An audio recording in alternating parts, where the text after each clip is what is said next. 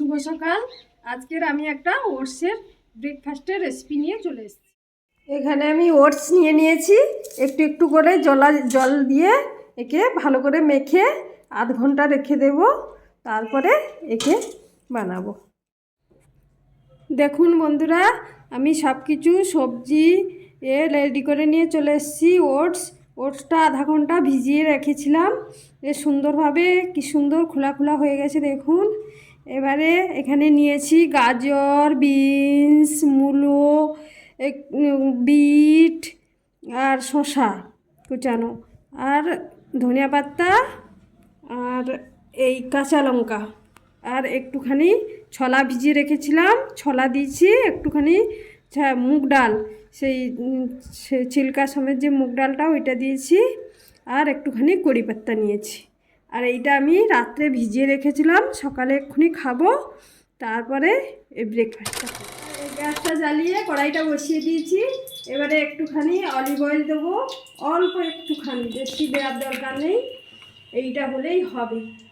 অল্প দিতে হবে তেলটা, যাতে তেল বেশি না পড়ে যায় এবং শরীরে ক্ষতি করবে, এই জন্য অল্প তেল দেওয়াই ভালো।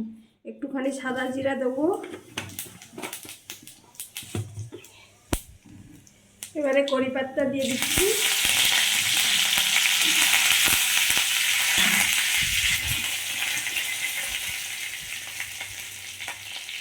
তারপরে এই কাঁচা লঙ্কাটা দিয়ে দেবো।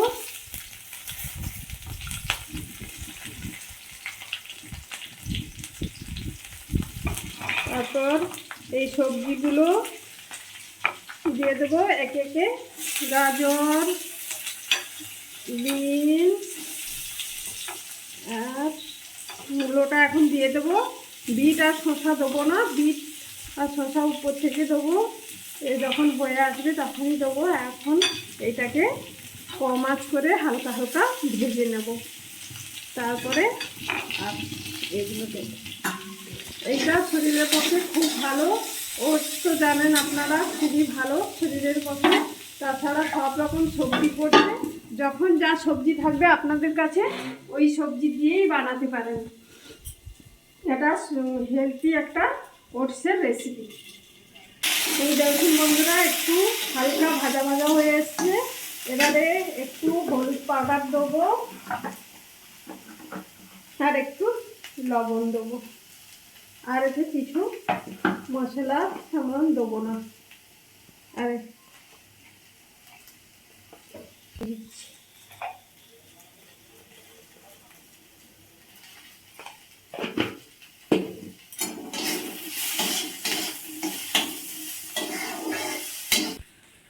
এই দেখুন বন্ধুরা, কি সুন্দর ভাজা ভাজা হয়ে এসছে। এবারে এই মুগ ডালটা দিয়ে দেবো, আর এই ছোলাটা দিয়ে দেবো। ছোলাটা দিয়ে দিলাম, তারপরে একটু নেড়ে চেড়ে একটু হয়ে এলে তখন আর এই তিনটে জিনিস উপর থেকে দিয়ে দেবো। এদের কোনো ভাজার দরকার নেই, বিট, শসা আর ধনে পাতাটা।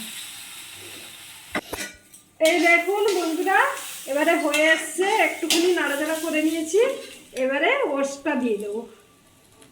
ওটসটা দিয়ে দেবো, এই দেখুন একটু হালকা ভেজে নেব ওটসটা। এতে একটু চিনি দেবো স্বাদ মতো, যদি আপনারা চিনি চাইলে দিতে পারেন, নাও দিতে পারেন, সব জিনিসই মিষ্টি, তবে একটুখানি দিলেও ভালো লাগে, কিন্তু না দিলেও ভালো।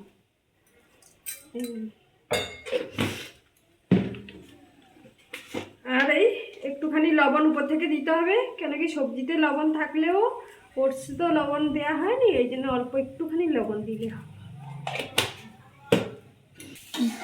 এই দেখুন এবারে হয়ে এসছে। এবারে এখানে শসাটা দিয়ে দেবো, আর বিট কুচানো ছিল এটা দিয়ে দেবো। এইটা বেশি নাড়ানো দরকার নেই, এক দুবার নাড়বো, তারপর ধনিয়া পাতা দিয়ে এটাকে নামিয়ে নেবো। এই দেখুন, এতে কোনো আমি গোড়া মশলা ব্যবহার করিনি, কেন কি এটা শরীরের পক্ষে খুবই হেলদি। এতে কোনো গুঁড়ো মশলা ব্যবহার করার দরকার নেই, এটা এমনি খেলেই ভালো লাগবে। এই দেখুন আমার ব্রেকফাস্টটা রেডি হয়ে গেছে। এই রকম আপনারা বানিয়ে খেতে পারবেন, খাবেন এবং বানাবেন, দেখবেন খুব ভালো লাগবে এবং শরীরও ভালো থাকবে। আর এইটা খেয়ে আমাকে কমেন্ট করে জানাবেন কেমন হয়েছে।